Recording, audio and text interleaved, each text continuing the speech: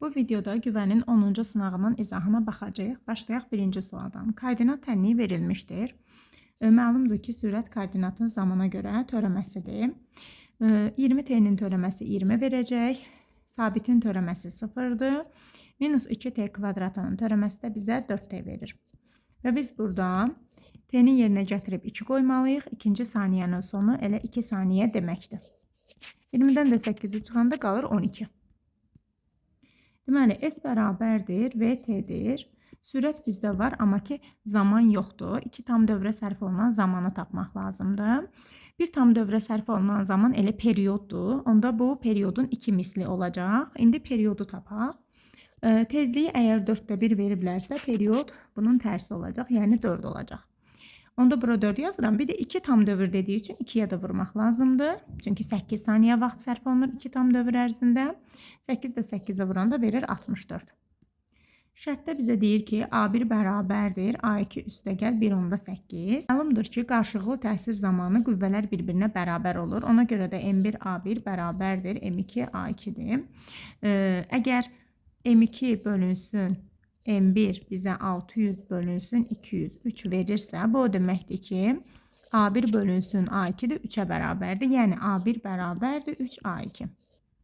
Sol tərəflər bərabər olduğuna görə sağ tərəfləri də bərabərləşdiririk. Bərabər 3A2. 2A2 bərabər olur 1/8-ə. A2-ni də buradan tapırıq 0/9. Cisim burada sükunətdə qalıb. Deməli, 4 mc ağırlıq qüvvəsidir. 1 onun proyeksiyası mc sinus alfadır. 3-dəki onun digər proyeksiyası mc kosinus alfadır. 2 sükunət sürtünmə qüvvəsidir. Çünki cisim aşağı düşərdi, amma düşmür. 5 isə reaksiya qüvvəsidir. Dayağın reaksiya qüvvəsi 5 istiqamətində yönəlir, ağırlıq qüvvəsi də 4 istiqamətində yönəlir. Yəni D variantı. Əgər cismə qüvvə təsir eləyibsə, amma təcili 0-dırsa, deməli bu sükunət sürtünmə qüvvəsinin qiymətidir. 24 Newton. Sükunət sürtünmə qüvvəsinin maksimum qiyməti sürüşmə sürtünmə qüvvəsinə bərabərdir. Deməli, buna 24 Newton sürtünmə qüvvəsi təsir edir və 40 Newton isə dartı qüvvəsi təsir edir. Bizdən sürtünmə əmsalını soruşur. F sürtünmə bərabərdir mü mc-dir. Münü buradan tapmaq üçün sürtünmə qüvvəsini, yəni 24-ü mc-yə bölmək lazımdır. Kütləsini bilmirik, amma tapa bilərik. Təcil 2-dirsə, əvəzləyici qüvvədən istifadə edərək kütləni tapmaq olar. Deməli, M bərabərdir, F əvəzləyici bölünsün A, 40 çıxılsın 24 bölünsün təcildəki 2-dir. Bu da olacaq 16 bölünsün 2, bu da eləyəcək 8. Deməli, kütlə 8-dir, J də 10-dur.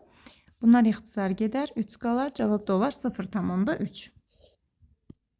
Deməli, belə məsələ üçün hazır düsturumuz mövcuddur. M1 minus M2 bölünsün, M1 üstəgəl M2 vurulsun J. Təcilin qiymətini bizə 2 veriblər. Deməli, M2 aşağı düşür, M1 yuxarı qalxırsa, deməli, M2-nin kütləsi M1-dən çoxdur. Yəni, 12 minus M1 bölünsün, 12 üstəgəl M1 vurulsun 10 bərabərdir 2. Buradan alıram 12 minus M1 bərabər olacaq. Deməli, bunu 10-a da vurmaq lazımdır. 2 vurulsun 12 üstəgəl M1. İxtisarlar getsin. 60 minus 5 M1. 12 üstəgəl M1. 6 M1 bərabər olacaq 48, M1 də bərabər olacaq 8. Verilmiş kütləli cisim üçün M konstantdır. Kinetik enerjisinin onun impulsundan asılılığı YK bərabərdir. P kvadratı bölünsün 2M düsturuna baxmaq lazımdır. Kvadratik asılıdır. Deməli, müəyyən hündürlükdə cismin potensial enerjisi 90 jouldur. Cismi şaquli hərəkət edirdikdə ağırlıq qüvvəsi mənfi iş görüb. Ağırlıq qüvvəsi mənfi iş görübsə, deməli kinetik enerji azalıb, yəni potensial enerji artıb. Deməli, cisim şaquli yuxarı hərəkət edir, get-gedə hündürlüyü artır, potensial enerji artır. A bərabərdir, mənfi delta Y potensialdır. Bu da o deməkdir.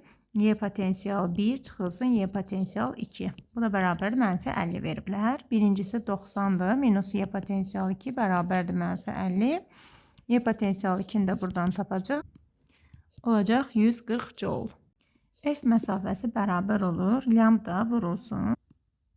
5 minus 3. Bu da 2 eləyir. 30 veriblər. Lambda da onda 15 olacaq. Arximed qüvvəsi cismin sıxışdırıb çıxardığı mayenin çəkisinə bərabər olur onsuzda. Yəni, P mayeyə bərabərdir, düz mütənasib asılıdır. Temperatur sabit veriblər. T konstantdır. M də konstantı verilmiş kütləli ideal qazdır. Deməli, PV bərabər NU RT-dir. Təzyiqi 4 dəfə azaltdıqda həcm 4 dəfə artır. V bərabər kökün altında 3 RT bölünsün M-dən baxsaz, görəcəksiniz ki, dəyişməz. Yaxud da V bərabər kökün altında 3 PV bölünsün M-dən baxsaz, P artır, amma V azalır, ona görə yenə də dəyişməz. Temperatur həmişə çoxdan aza doğru gedir. Məsələn, B-dən C-yə gedibsə, deməli B-nin temperaturu C-dən çoxdur. B-dən A-ya gedibsə, deməli B-nin temperaturu A-dan da çoxdur. C-dən A-ya gəlibsə, deməli C-nin temperaturu A-dan çoxdur. Onda belə çıxır ki, TB TC-dən, o da A-dan çoxdur. Bu necədirsə, daxili enerji də o cür olacaq. U bərabərdir 2-də 3 kiçik M bölünsün böyük M RT-yə əsasən. Y variantı. K bərabərdir YS bölünsün E0-dır. Mexaniki gərginlik sigma bərabər F bölünsün S-dir. F-in yerinə K delta L bölünsün S yazarıq. Kondensatorlar paralel birləşəndə ümumi tutumu tapmaq üçün toplamaq lazım olur. Bu 4 ilə bu 4-ün cəmi 8 verəcək. Və bu 4, bu 8 və bu 8 ardıcıl birləşib. Gəlin bu 8 ilə 8-i tapaq da. 2 dənə 8 elə bir ki, ardıcıl birləşib. Mən dövrəni yenidən çəkirəm bu şəkildə. Ortadakını onsuz da tapmışam 8. Bu 4, bu da 8. İndi gəlin bundan bu ikisini tapaq. Ardıcılda sayını bölünməlidir də. 8-i 2-yə bölürəm, eləyir 4. Onda bir öndəki kondensator, bir də bizim tapdığımız 4, 4. Bunlar da yenə ardıcıl birləşdiyi üçün yenə bölünəcək sayına və yekunda eləyəcək 2. Deməli, IT qrafikindən Q-nü tapmaq üçün fiqurun sahəsini tapmaq lazımdır. 3 vur 6 bölü 2. Bu eləyir 9. M bərabər KQ-dür. 0,3 vuracaq 9-a. Bu da eləyəcək 2,7. K, IT düşünməyin. IT qrafikində fiqurun sahəsi ilə tapırsınız Q-nü. Lorentz qüvvəsi, deməli QVB-dir. F Lorentz bərabər Q qalsın. MV kvadratı bölü 2 bərabər Y kinetikdir.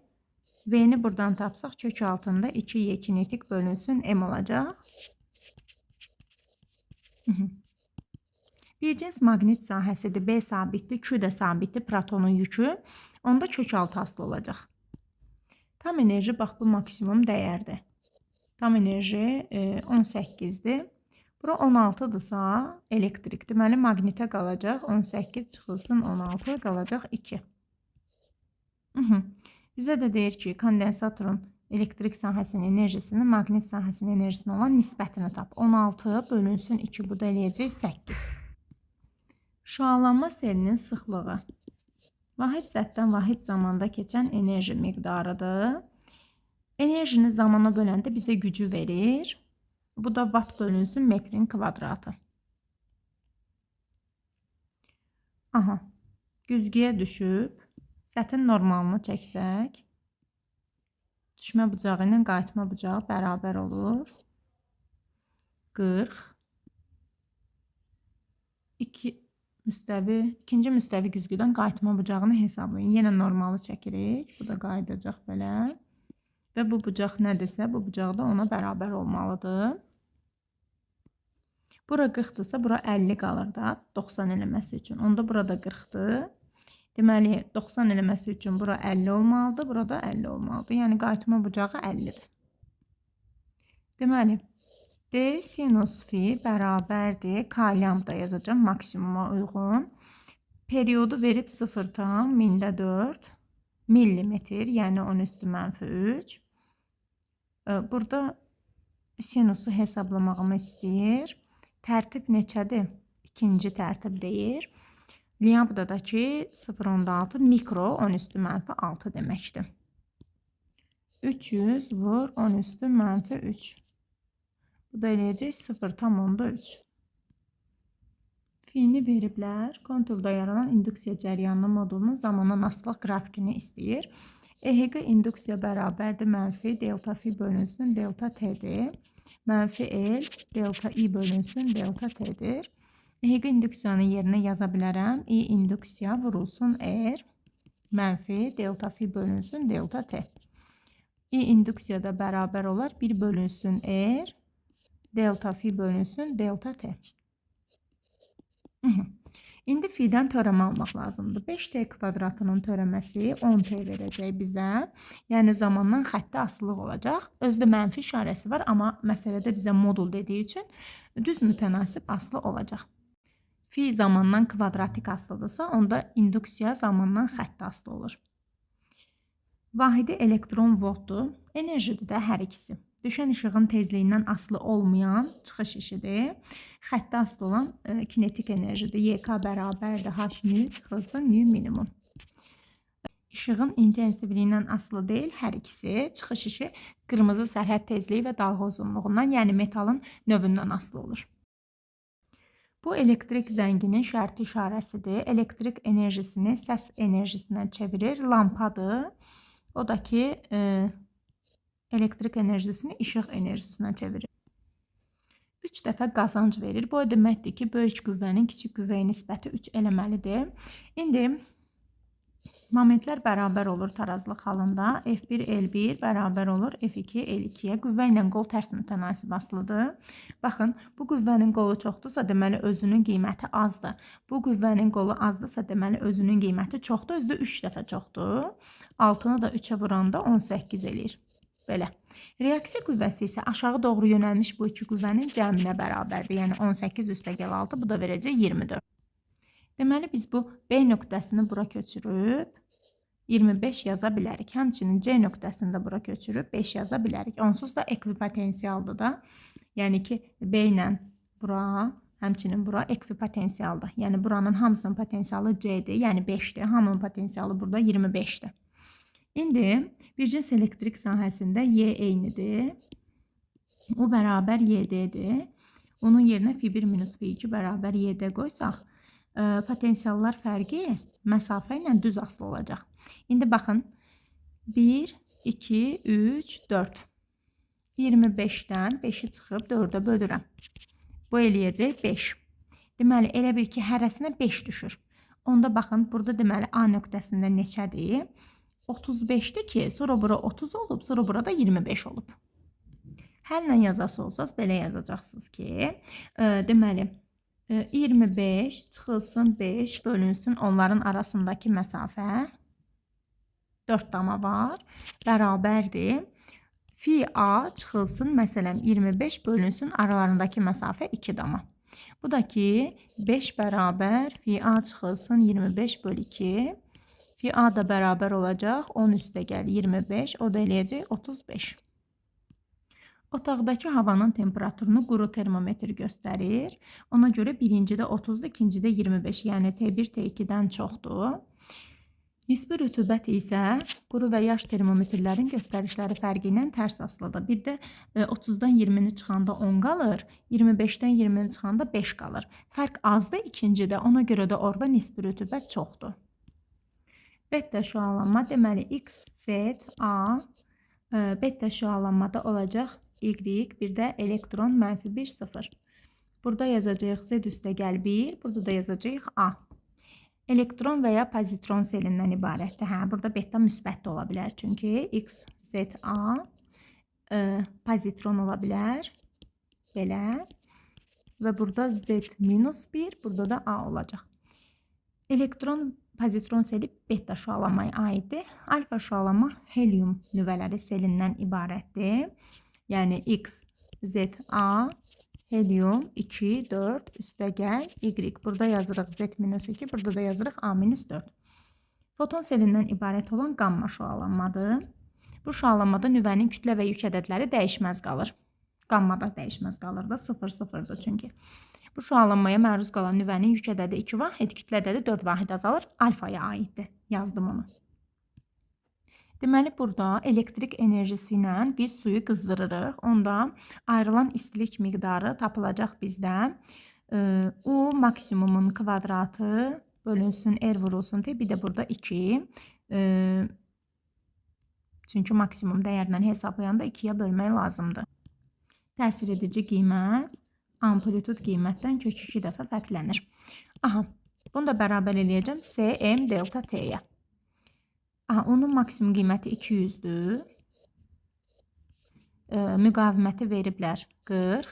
Zaman 4 dəqiqədir, amma onu da 60-a vururam saniyəyə çevirmək üçün. S-nin qiyməti 4000-dir. Kütlə 500 qramdır. Onu da 10 üstü mənfi 2 vurmaq lazımdır kiloqrama çevirmək üçün. Delta T-ni bizdən soruşur. 60 dərəcə Selsi. Şəkildə cəryan mənbəyimiz var, elektrik açarımız var, reostatımız var, voltmetrimiz, ampermetrimiz və lampamız var. Dövrə bu şəkildə olmalıdır. Deməli, bu ampermetr, mənbə, voltmetr, lampa, reostat və açar. Aha, əvvəlcə 32 dərəcə Selsidən qalay müəyyən temperatura qədər, ərimə temperaturuna qədər qızmalıdır. Ərimə temperaturunu göstəriblər 232. Ərimə prosesində temperatur sabit qalacaq, dəyişməyəcək. İstilik miqdarı alacaq, ancaq temperatur sabit qalacaq. Qızması üçün lazım olan istilik miqdarı tapılacaq Cm delta T ilə. Delta T-nin də yerinə yaza bilərik. 232 minus 32. Yəni ki, 200 Cm. Daha sonra ərimə prosesində isə liamdayım. Q2. Yəni bura Q1-dir. Bura deyək ki, ümumi istilik miqdarıdır. Sırf əriməsinə sərf olunan isə Q-dən Q1-i çıxanda alınır. Burada deyir ki, su qaynamağa başlayır. Qaynamağa başlayırsa, deməli, temperaturu 100 dərəcə Selsiyə çatır normal atmosfer təzyiqində. Daha sonra isə müəyyən hissəsi buxara çevriləcək. Buxarlanma prosesində temperatur dəyişməyəcək. Qızma prosesi üçün yazacağıq Cm delta T. Buxara çevrilmək üçün M buxar vurulsun L yazmaq lazımdır. Aha, qaynama prosesində 200 qramı buxara çevrilir. Temperaturun aldığı istilik miqdarından asılıq qrafikini çəkin.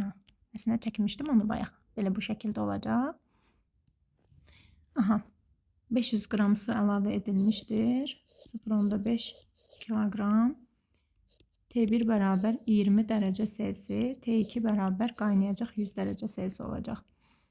200 qramı da buxara çevriləcək. M buxar bərabərdir 0,2 kiloqram.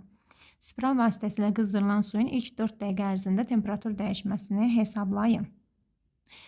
Aha, temperatur dəyişməsi. Q bərabərdir UM-in kvadratı bölünsün 2R vurulsun T. Bunu hesablayaq. 200 44 dəqiqə 60-a da vuraq. Saniyəyə çevirmək üçün. Q bərabərdir Cm delta T'dir. C 4000'dir. M 0,5'dir. Temperatur dəyişməsini bizdən soruşur da. Delta T'ni yazaq və axtaraq. Həmin bu enerji buna sərf olunur. Delta T də bərabər olacaq 60'a.